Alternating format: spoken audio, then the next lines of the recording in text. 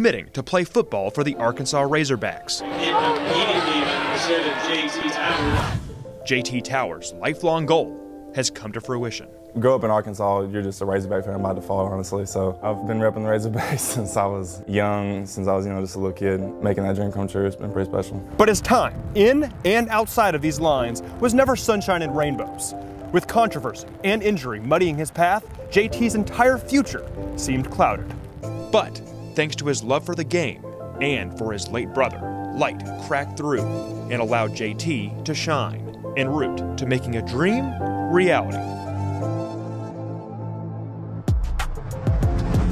I fell in love with the game way before I even put on the pads. Nothing really compares to it. It's more than a game. My whole family, especially my big brothers. 3 brothers bonded by more than just blood.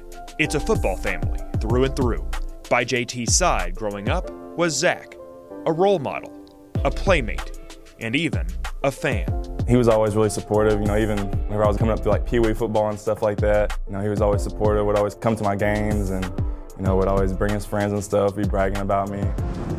But these two couldn't be friends until the end. In a tragic turn of events, the sport that gave this family life would also take it.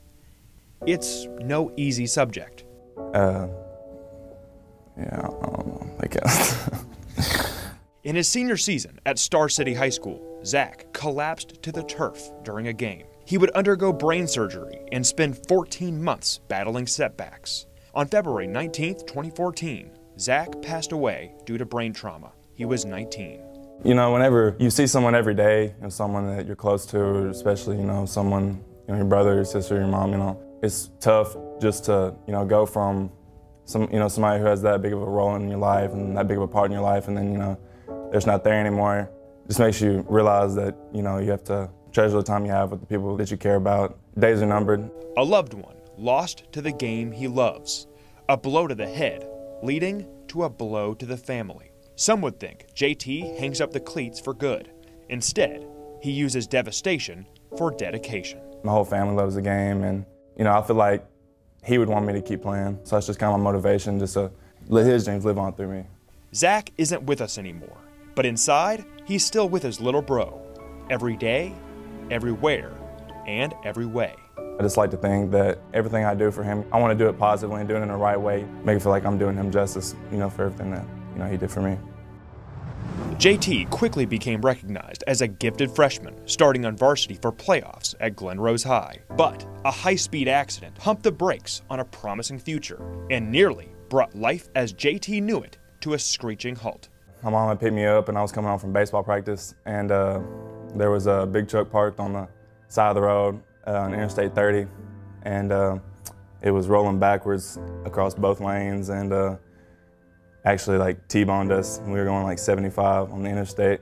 The trailer was actually what hit my head here, and had to have 75 stitches there. Broke 3 vertebrae in my neck, had a broken rib, my left side, a small hole in my lung, extensor tendon, laceration here, and I actually had to have surgery on that. Tore my labrum, my rotator cuff in my right shoulder, had surgery on that. I actually called it a miracle that I didn't have any kind of brain damage or anything, just because of the actual impact that, came to my head and everything, and, it's just a miracle.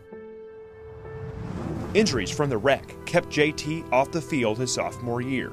He had already faced tests to his heart, live without Zach, to his body, lift himself back to health, and next, to his mind, learn how to simply pass a football again. Well, I had 1 surgery, but they repaired 2 things at one time, and then I had my hand surgery. Especially at the time, I was playing quarterback more. I was taking offense more seriously, but I've always played defense as well. But with it being my throwing shoulder, it was kind of tough. Life had dealt JT more punches as a teenager than some see in a lifetime. Nope. Backed up against the ropes, Push. He wouldn't throw the towel on his dreams. Instead, he threw touchdowns. The junior led his team to an unbeaten record and a conference championship. Despite all the reasons for doubt, each surgery, and every last stitch, JT proved that he's back.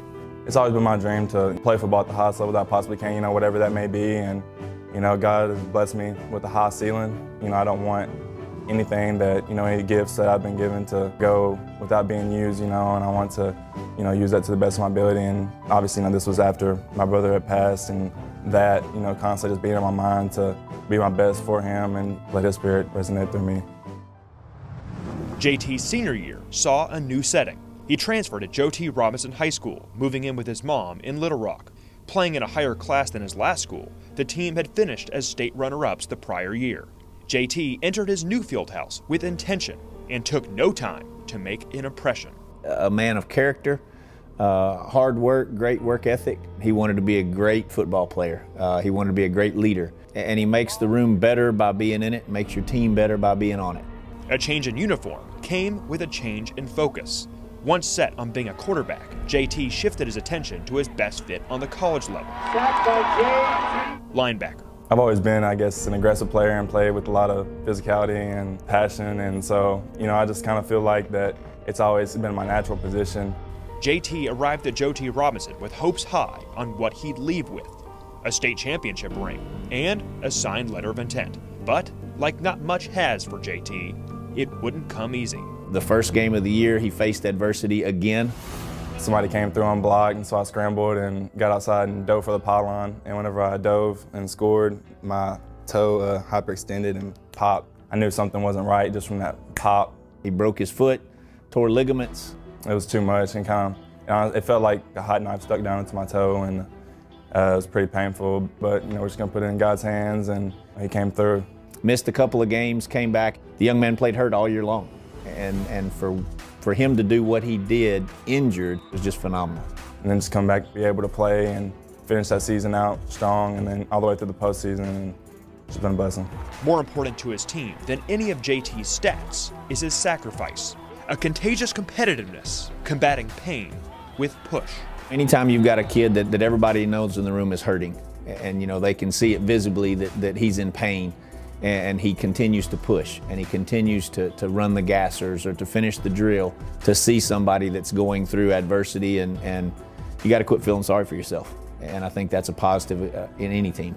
It's uplifting to everybody. With his dreams at stake, JT put it all on the line. I didn't have very many offers or anything, and pretty much put my whole middle school and high school career towards going and playing college football, and so it was just kind of like, all that was on the line. I just kind of got in my own head and said, this can't end your senior season. I knew I was going to do anything I could physically do to get out there, and it's not just about that, but I just wanted to help my team win more than anything. A senior campaign marked by grit and capped off with glory.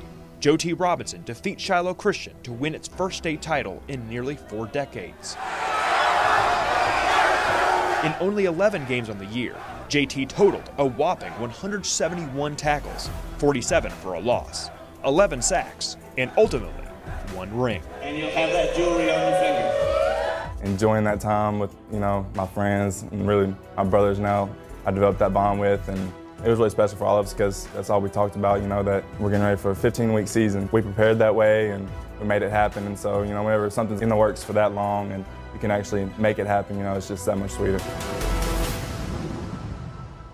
When the Razorbacks offered JT a full-ride football scholarship on January 6th, it took only 3 hours to hear a resounding yes. I talked to my mom and my stepdad and then my dad, and then defense coordinator, Coach Maupin, and we all decided that, it'd be best for me to just go ahead and commit because it's, my dream school and, where I've always wanted to go. Just went ahead and locked it down. JT got the offer. So, what is Arkansas getting? They're getting a winner. They're getting a young man that's going to help change the culture. Hard worker, he loves his state. He's going to be a great teammate. He's going to be a great student. He's got a 4-point whatever grade point average, and he's going to play. You're not going to be able to keep him off the field. It's been an uphill battle, a road with major speed bumps and unforeseen detours. JT wouldn't want a straight line anyways, from heartache to bone ache. The pain and the gain, the climb, has made him who he is. What a person's life, what they go through, they doesn't have to define their character and everything, but I just feel like it's really made me who I am today, and really kind of glad I've had to go through those things. I'm not glad that they happened, but you can use bad things that happen to you for more than that. Use that to motivate you, to achieve what you want to do. Against all odds, JT is a state champion. JT is an Arkansas Razorback. And, just like he was in the beginning, JT is a brother. As for Zach, he'll have a front row seat in Fayetteville and beyond.